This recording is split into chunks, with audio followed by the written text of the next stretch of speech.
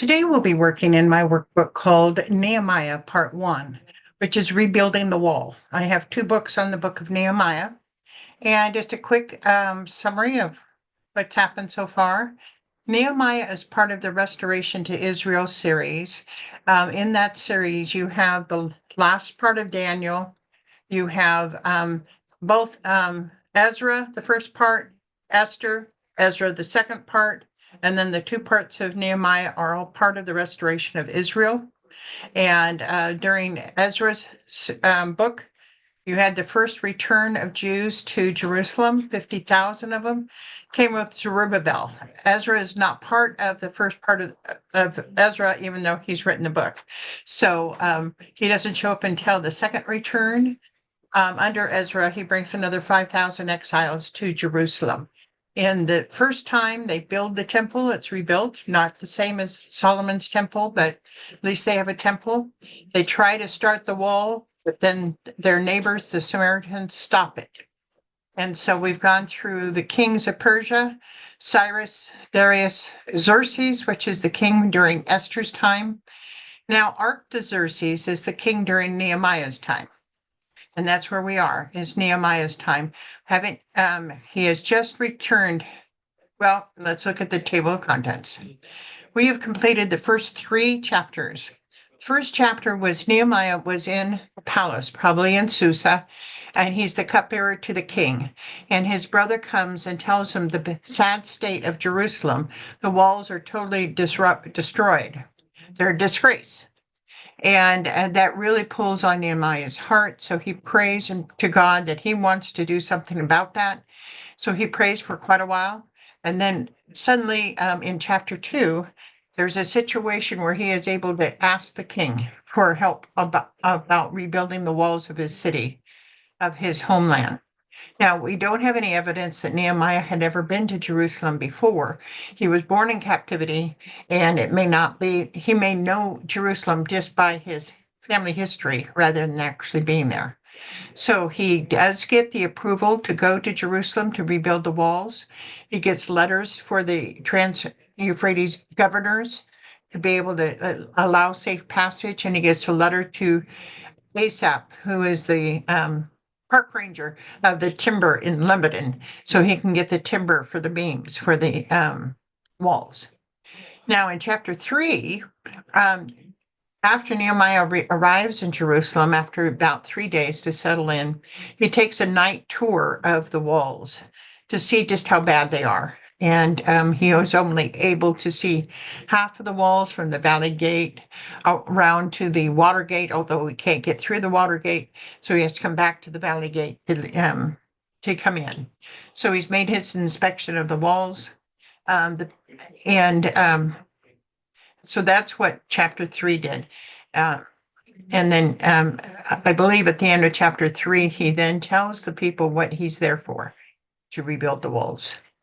So now we're getting into chapter 4.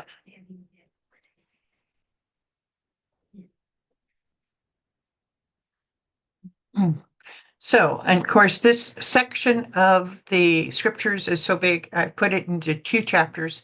So this is the rebuilding of the wall, part 1, from the Sheep Gate to the Valley Gate. And this covers Nehemiah 2:19 to 3:12.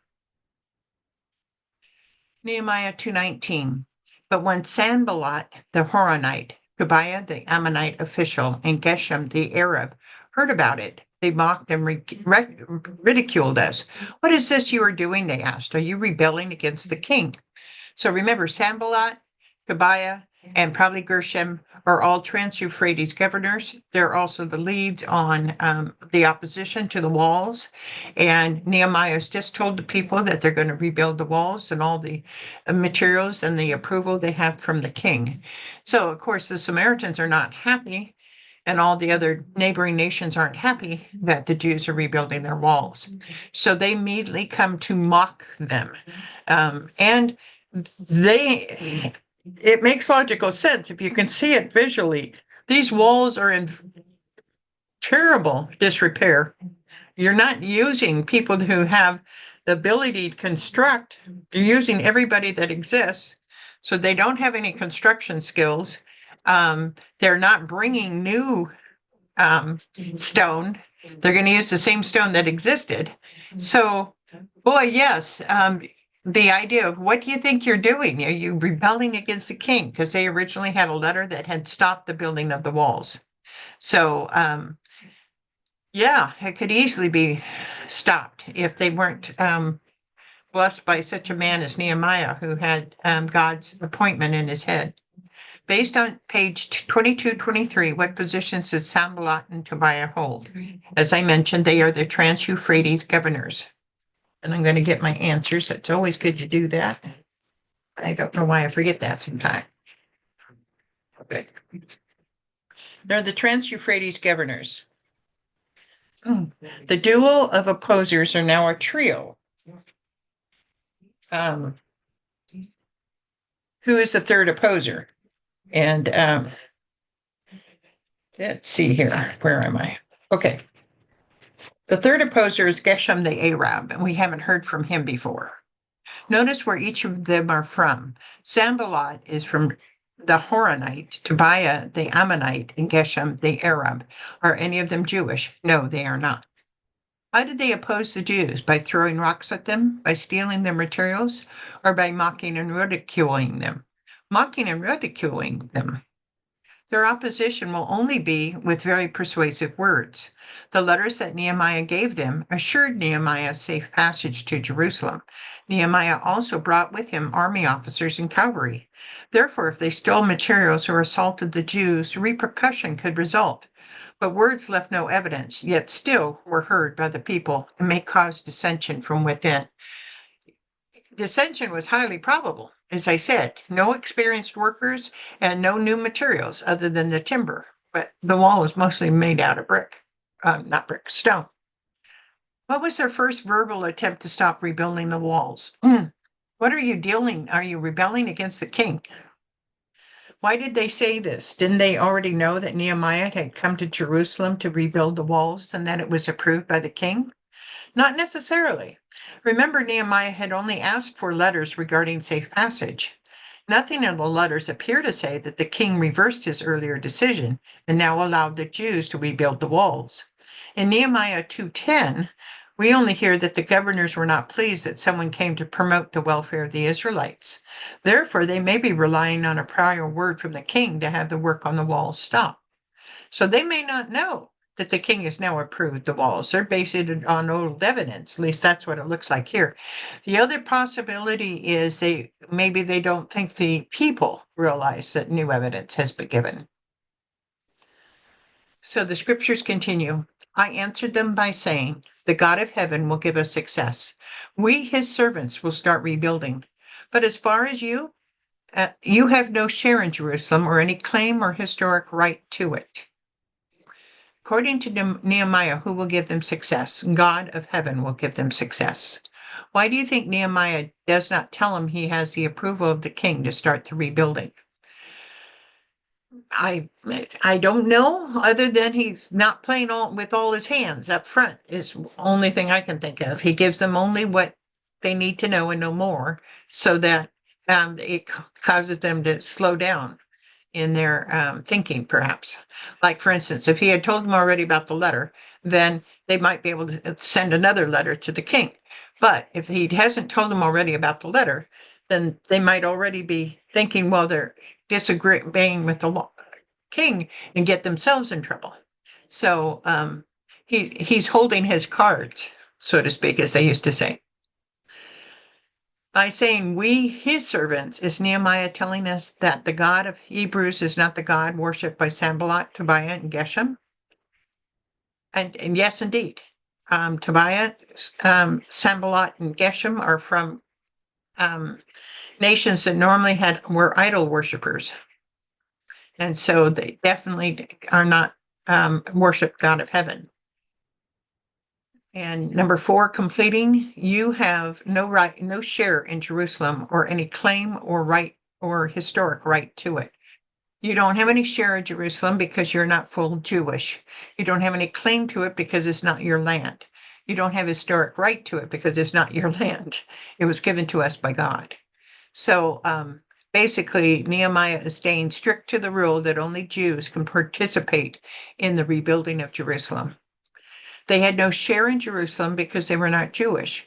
Both Ezra and Nehemiah felt it was important that it was only the Jews who rebuilt the temple and the city of Jerusalem.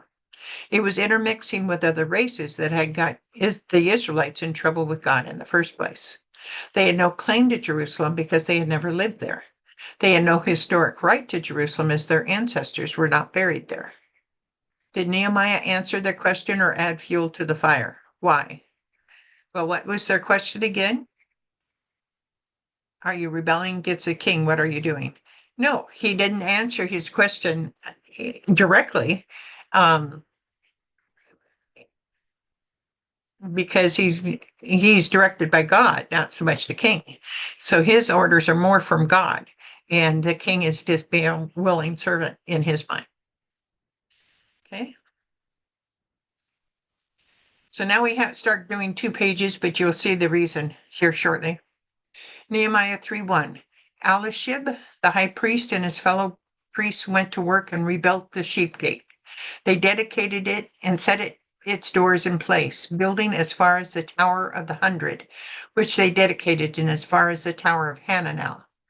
Now we're going to read the detail about building the wall. This is also a great study on the people and the various famous parts of the Jerusalem wall. Who rebuilt the sheep gate? Elishib and his fellow priests. Who is Elishib? Elishib. We know here that he's a high priest, which means he is from the line of Aaron. A high priest was the intercessor between God and his people, acting as their representative before God. It is interesting that despite his high position, he and the other priests are willing to do hard work. Circle the sheep gate on the diagram in the next page. Okay, sheep gate right here.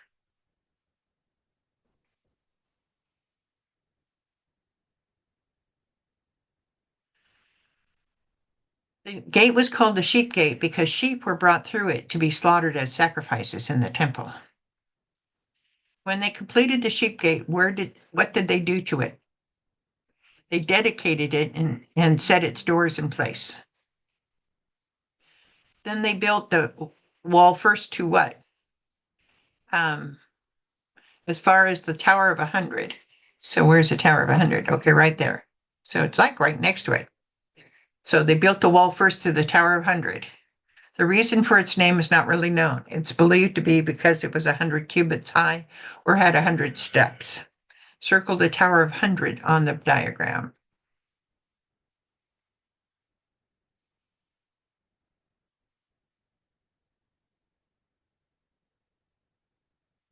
Okay.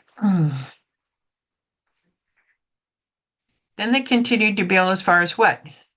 As far as the Tower of Hananel. It is not known how the tower got its name. Circle the Tower of Hananel on the diagram.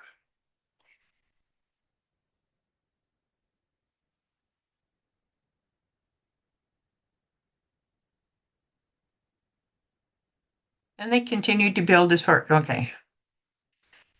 Elishib's house is on the map. Can you find it? Elishib's house. Elishib's house. Right here. Okay, so I'm going to go ahead and circle Elishib's house. Way down here.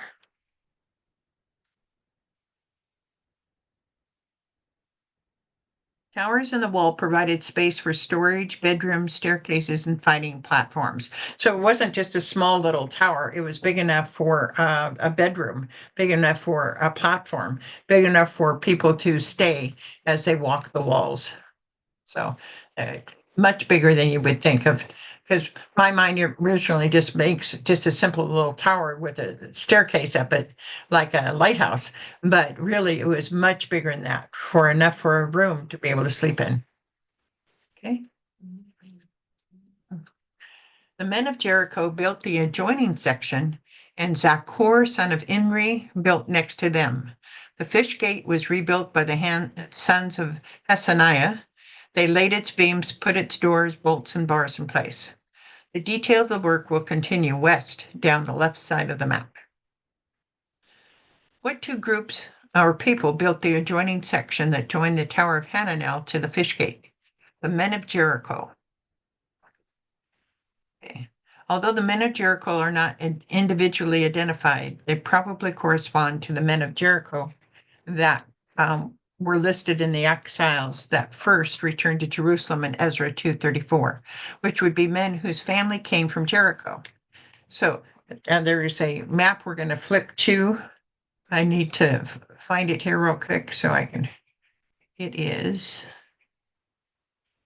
right here. So here is Jericho. So men from Jericho. Okay. We're going to flip back now to where we were. Where were we? Here? Yeah. So they were from Jericho. Nothing more is known of Zachor other than what is written here. Who rebuilt the fish gate? The sons of Hassaniah. Fish gate was called that because the fishermen coming from the Sea of Galilee would bring their catch in through this gate to be sold in the city market. The sons of Hassaniah probably relate to the exiles first returned to Jerusalem as Shaniah in Ezra 2:35. So circle the fish gate on the diagram next page. Okay, fish gate.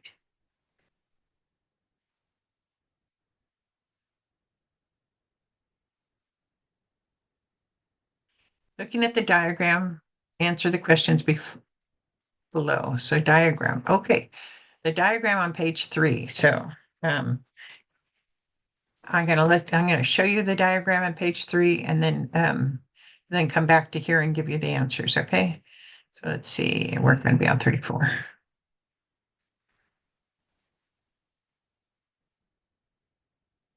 Okay. I think this is the diagram I'm talking about. This makes sense to me. Okay. All right.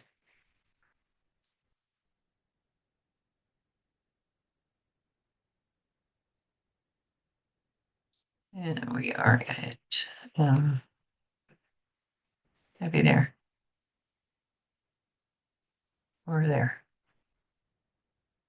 Nope. That's part 2. So sorry. Go up here. Okay, there we are. Okay, so looking at the diagram on page 3, answer the questions below. What year was the edict from Cyprus to let the Jews return to Jerusalem?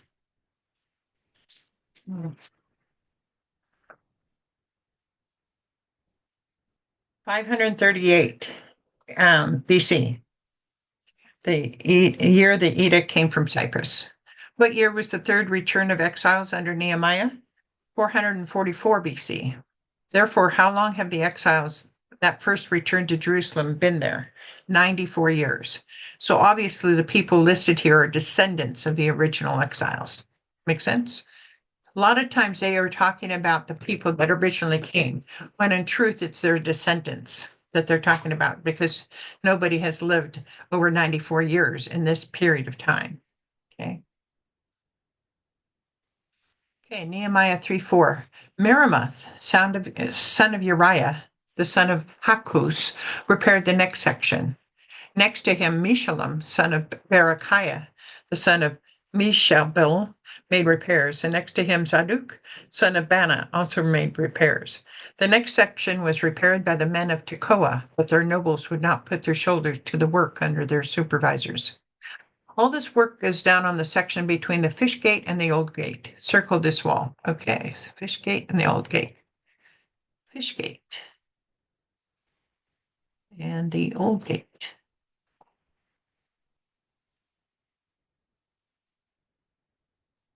We have 4 different groups of people working on this section of the wall.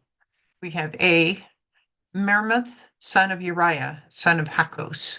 Meremoth has been mentioned before in the book of Ezra, so we know he's a priest. And we see that here. Ezra weighed out the silver and gold and the sacred articles in the hand of Meremoth, son of Uriah, the priest. Part of the problem we have in Nehemiah, and we see it more in the second book of Nehemiah, my second book of Nehemiah, is that they just say the first name, and that name is used in several locations. So unless they give a descriptive, like in this case, son of Uriah, we don't know which Meremoth it would have been. But in this case, we're son of Uriah, we know which one it was. But some of the specific designation of a specific person has been lost in history because they didn't do as well of a job as to explain exactly who it is.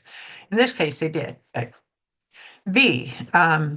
Meshullam, son of Barakah, son of Mishsabel. Meshullam has living quarters that are mentioned in Nehemiah 3:30, and you can find it on the diagram on the next page. Can you find it? Yes, I sure can. Let's see. Meshullam. Meshullam. There it is. Okay, so let's circle Meshullam's.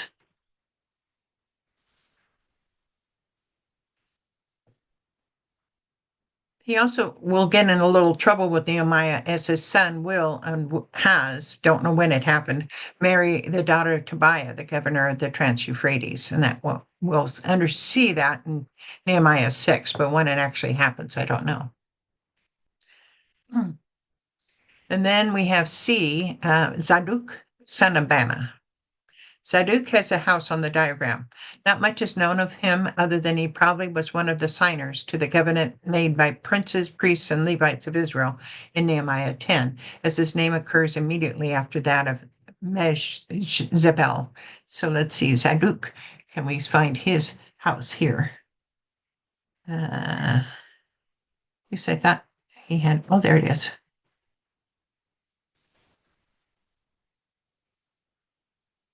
Okay. And then the men of Tekoa. And then let's take a quick look at the map. If you have the book, it'd be on page 72, but we're gonna, and I'm on what page now? Huh, I hate it when I do this. I'm on page 35. Okay. So Tekoa. Here's Tekoa. So south of Jerusalem. Okay.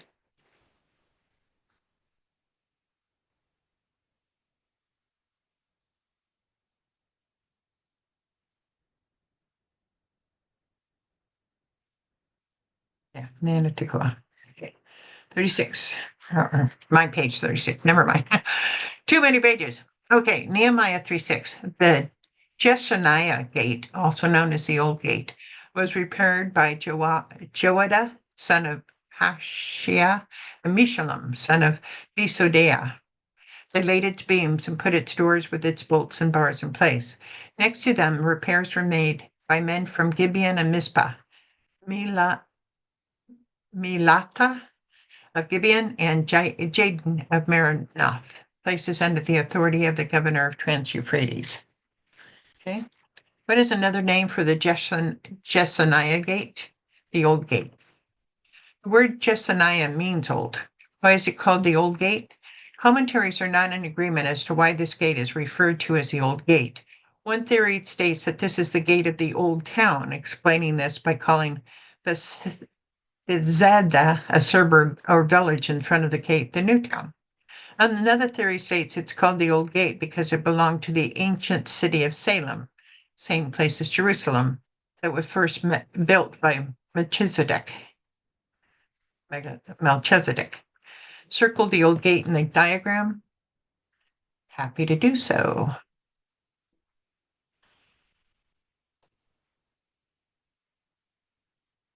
Who repaired the Old Gate?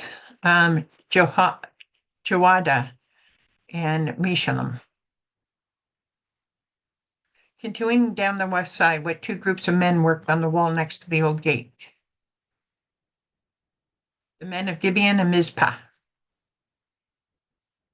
Men from Gibeon were part of the original exile group that came down. Both Gibeon and Mizpah are only 4 to 5 miles away from Jerusalem. So we're going to take a quick look at that.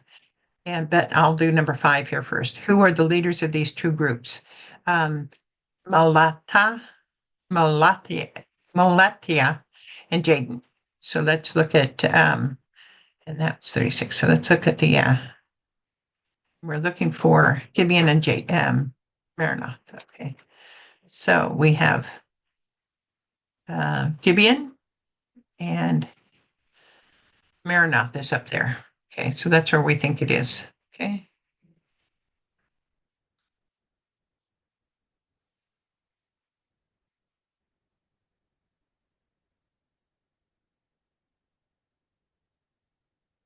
Right. Okay. We're gonna have to write those numbers down. Okay. So then get back to the scripture. Uziel, son of Harhaniah, Harhiah, one of the goldsmiths, repaired the next section, and Hananiah, one of the perfume makers, made repairs next to that. They restored Jerusalem as far as the broad wall. Rephaniah, son of Hur, ruler of a half district of Jerusalem, repaired the next section. Adjoining this, Jedaniah, son of Haramath, made repairs outside his house, and Hattush, son of Hashbaniah, made repairs next to him. Okay, so circle both the broad wall and Jedediah's house. Okay, the broad wall is right here.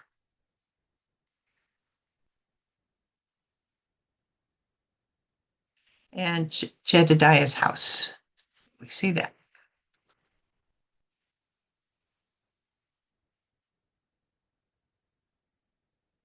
Okay. The broad wall was named that because it's 7.5 meters thick, that is 25 feet, and was built during the time of King Hezekiah. What is the profession of Uziel? He's a goldsmith. What is the profession of Hananiah? He is a perfume maker. Everyone worked on the wall, even if they were not trained in it. What was Rephaniah ruler of? The half district of Jerusalem. Where did Jedediah make repairs on the wall? Opposite his house. So Jedediah's house, and we see Jedediah's house. We circled it. So he's repairing near his house itself. No more is known about these men other than what is written here.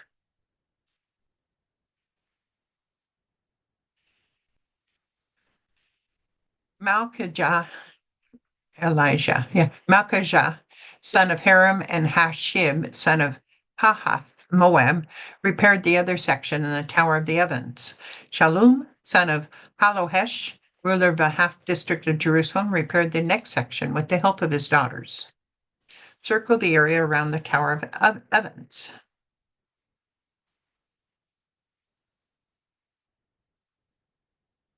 Who's the first man listed in Nehemiah 3:11?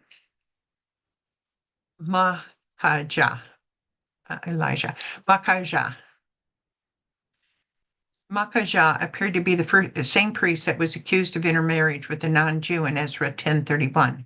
He would have had to send his non-Jewish wife, and any children from her away in order to have stayed a priest in Jerusalem. Who's the second man listed in Nehemiah 3:11?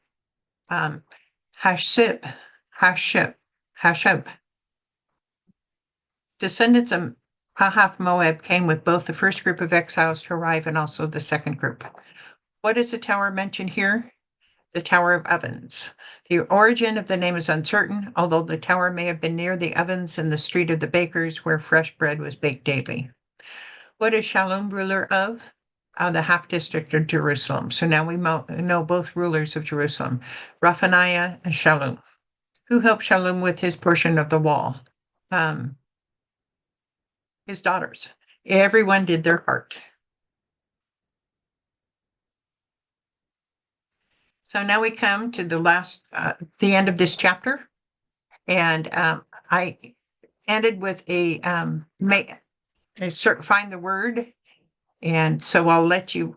I do have the answers on the next page, so I'll let you kind of do some searching here, or stop and try to figure it out, or whatever, for a little bit. Then I will give you the answers.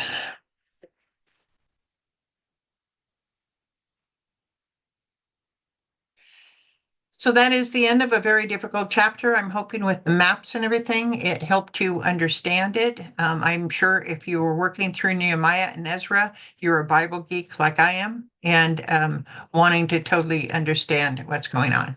Have a good day.